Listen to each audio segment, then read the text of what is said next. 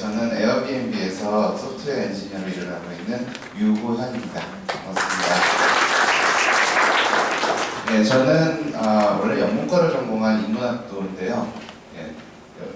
어쩌다가 컴퓨터에 관심이 있고 언어학에 관심이 있고 저다 보니까 트위터에 자연 언어 처리 엔지니어로 실리콘밸리에 입문을 했고요. 그리고 지금은 에어비앤비 결제팀에서 페이먼트 엔지니어를 하고 있습니다. 그런데 제가 회사에 딱 들어갔는데 너무 이상한 거예요. 회사에서 저한테 일을 안 시키는 거예요. 뭐 여러분 많이들 들어보셨죠? 실리콘밸리 사람들은 뭐 10시에 출근해서 5시에 퇴근하고 점심시간 2시간씩 먹고 굉장히 자유롭게 활동한다. 이게 말이 되나? 근데 돈은 엄청 많이 벌잖아요, 실리콘밸리 기업들이. 그래서 왜 이러지? 라는 생각에서 그걸 고민하다가 제가 사람들하고 만나서 얘기도 하고 그러면서 이런 이론을 만들었어요. 저희 나름대로 틀을 만들었는데, 실리콘밸리 회사들하고 우리나라 회사들하고 가장 큰 차이가 뭐냐? 뭐 수평적이다, 수직적이다, 그걸로 이해가 안 가요.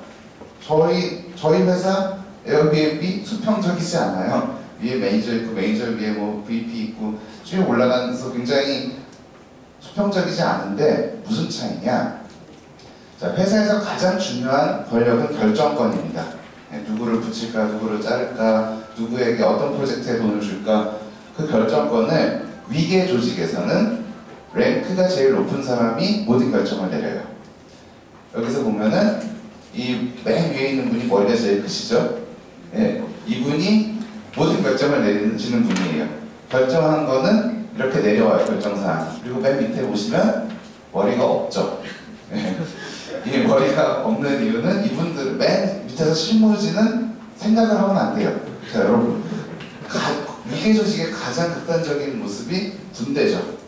군대에서 대대장이 저쪽으로 진격하고 있는데 사령이 하나 나와서 저쪽이 최선입니까? 아닌 것 같습니다. 그러면 대대장은 가장 좋은 방법은 이 친구를 쏘고 나머지 부대를 진격시키는 거예요.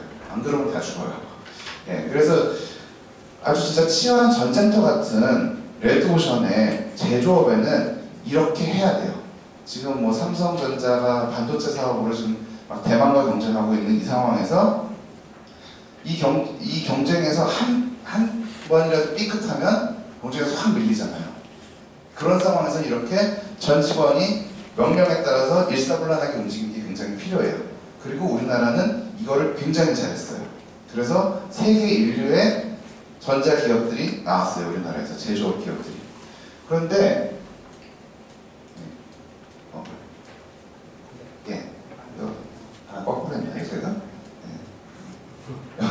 역할 조직은 뭐냐면 각 역할을 맡은 사람이 결정을 내리는 거예요. 엔지니어는 엔지니어 결정 내리고 디자이너는 디자이너 결정 내리고. 자, 디자이너 한 사람이 스마트폰 예쁘게 만들었어요. 근데 사장님한테 가져갔더니 사장님 마음에 안 든대요. 위계 조직에서 제일 위에서 결정을 하죠. 위계 조직에서는 이 핸드폰은 시장에 나갈 수가 없어요. 사장님이 싫다 그랬으니까. 역할 조직에서는 디자이너가 전문가로서 디자이너가 결정권자예요. 그럼 사장님이 싫다 그런 건 사장님 개인 의견이시고 그건 참고할게요. 대신 결정은 디자이너가 하는 거죠. 그러면 위계 조직에서는 디자이너가 제일 신경 써야 되는 건 뭘까요? 사장님의 취향이죠. 역할 조직에서는 디자이너가 제일 신경 써야 되는 게 뭘까요? 마켓 트렌드죠. 시장에서 아니면 소비자들이 무엇을 원하는가. 그리고 그 디자이너는 내가 결정해서 이 제품이 내 이름 달고 나가는 거죠. 그러니까 내 거니까 되게 열심히 하는 거죠. 그래서 밤낮 없이 열심히 할 수도 있고 또 내 거니까 쉬면서 할 수도 있고 제가 스케줄도 조정하고 제가 모든 걸 다 컨트롤할 수 있어요. 그래서 저에게 무제한의 자유를 주는 거예요. 내가 전문가고 내가 결정권자고 내가 책임지니까. 그런데 사장님이 책임질 때는 잘 돼도 사장님 책임, 못 돼도 사장님 책임이죠.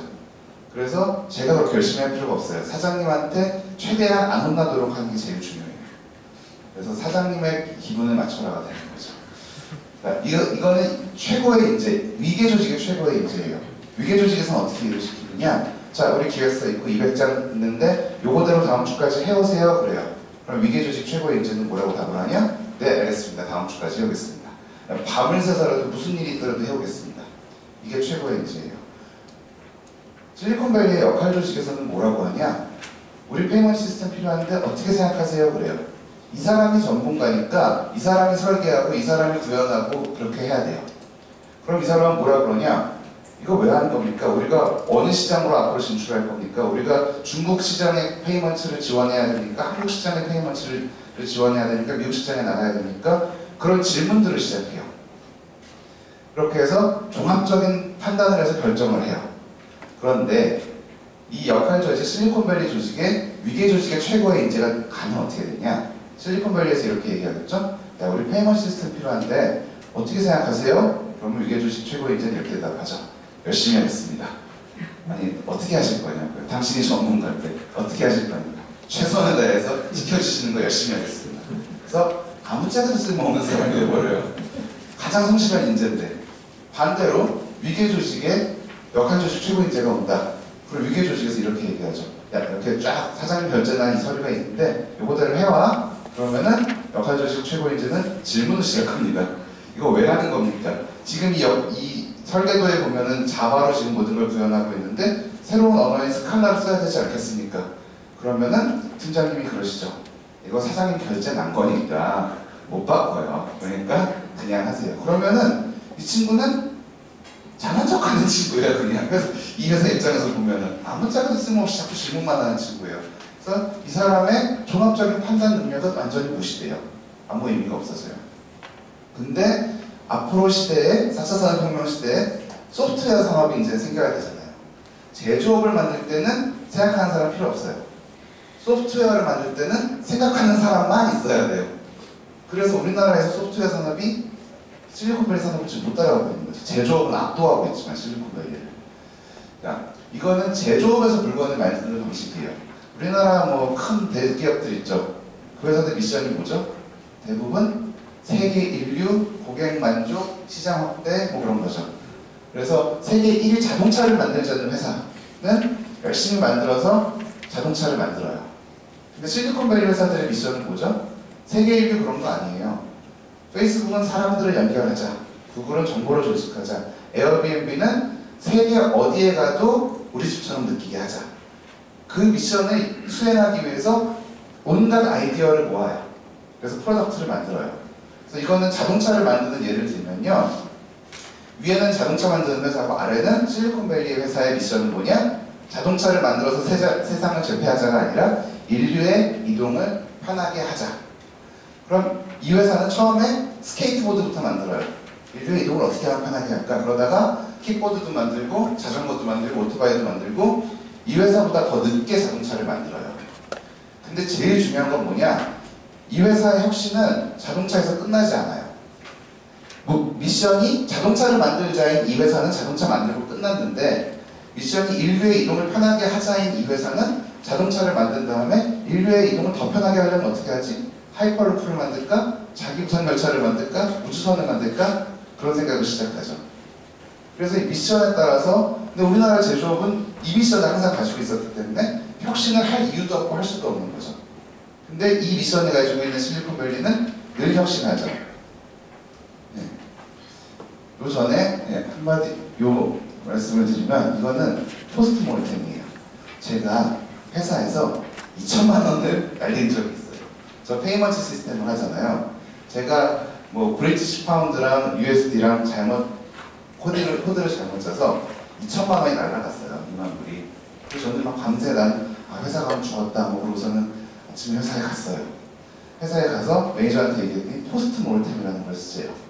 포스트모르템은 뭐냐? 포스트는 포스트 모더니즘처럼 뒤라는 뜻이고요. 모르템은 죽음이라는 뜻이에요. 사후, 죽음 다음. 그러니까 시체 부검이에요. 이 친구가 죽어서 누워있는데 왜 죽었나 하고 보는 거예요. 제가 2만 불을 잃었는데 왜 그 일이 일어났고 우리가 어떻게 그 문제를 발견했고 어떻게 해결했는지를 자세히 써서 이제 보고를 하는 게 아니라 위에 보고할 사람이 없어요. 보고서는 전혀 안 써요. 실리콘밸리에서는. 그 대신 공유를 해요. 그래서 포스트모르템을 쭉 쓰고 왜 이 일이 일어났고 어떻게 해결했고 우리는 앞으로 어떻게 해결할 거고 그리고 공유 버튼을 딱 누르려고 그러는데 그 옆에 써 있는 거예요. 이 버튼을 누르면 전 직원에게 이 이메일이 전달됩니다. 그럼 전 직원에게 제가 2만 불을 날렸다는 거를 알려주는 거예요. 별 생각이 다 들어서 와 내가 진짜 부주의해서 2만 불 날린 사람으로 찍혀서 에어비앤비에서 내 커리어는 끝나겠다. 와 내일부터 내 별명이 2만 불이 되려나? 뭐 그러면서 별 고민을 다 하면서 와 이거 눌러도 되나 했는데 매니저가 그냥 괜찮다고 누르래요. 눌렀어요. 그때 답장이 오기 시작했어요. 전체 메일을 보냈으니까 답장이 오기 시작했는데 답장이 그렇게 써있는 거예요. 너무 고맙다. 사람들 왜 이러지? 고맙다고? 저 2만 불 날렸는데 왜 고맙죠? 근데 고맙다는 이유가 앞으로 이 일이 다시는 안 일어나게 해줘서 너무 고맙다고. 제대로 너의 책임을, 너의 실수를 제대로 알리고 전 직원에게 알리고 제대로 책임져서 고맙다고. 그렇게 해서 저를 전혀 혼내지 않고 2만 불을 날렸는데 월급에서 까는 것도 아니고 대책을 완벽하게 세우냐 안 세우냐 이걸 통해서 네가 뭘 배웠냐가 중요한 거예요. 근데 위계 조직에서는 어떻게 되죠? 제가 2만 불을 날리면 과장님이 징계받고 부장님이 징계받고 그렇게 되죠. 군대에서 누구 하나 큰 사고가 나면 대대장이 못 받잖아요. 그럴 때 가장 최선의 선택은 뭘까요? 내가 혼나는 건 괜찮다고 쳐도 부장님이 징계를 받을 상황이면 제 최선의 선택은 숨기는 거예요. 제가 안 숨겨도 과장님이 숨기실 거예요. 그래서 숨기는 게 최선이기 때문에 이 문제는 계속 돌아다닐 거예요. 그래서 누가 밟을지 모르는 폭탄 돌리기를 하다가 나중에 크게 터질 수도 있어요. 그래서 실리콘밸리의 강점 중에 하나가 이 실수를 완전히 다 공개를 해서 전혀 안 혼나고 우리나라에서 실수를 해결하는 방법은 뭐죠? 정신 똑바로 차려잖아요. 근데 그게 아니라 실수를 정확하게 분석해서 다시는 안 일어나게 하고 그걸 가지고 저는 오히려 승진했어요. 2만 불을 날리고 책임을 졌기 때문에 책임질 줄 아는 사람이라고 승진했어요. 정말 그게 재밌는 차이였고요. 마지막으로 우리나라가 70년대 이전에는 노동집약의 시대로 먹고 사는 게 제일 중요했어요. 이때 이 노동집약의 시대는 생리적 안전이 없고 전쟁 나서 죽어나가고 그러는데 이 문제가 제일 중요했기 때문에 돈이 제일 중요했어요. 돈만 있으면 모든 게 해결됐어요. 근데 대기업의 시대에 넘어오면서는 소속과 자존감이 필요했어요. 근데 그래서 우리는 굉장히 회사에 충성하고 소속감을 가지고 열심히 했는데 앞으로 혁신의 시대에는 근데 대기업의 시대의 문제는 뭐냐? 대기업에게 몰아주기 위해서 양극화가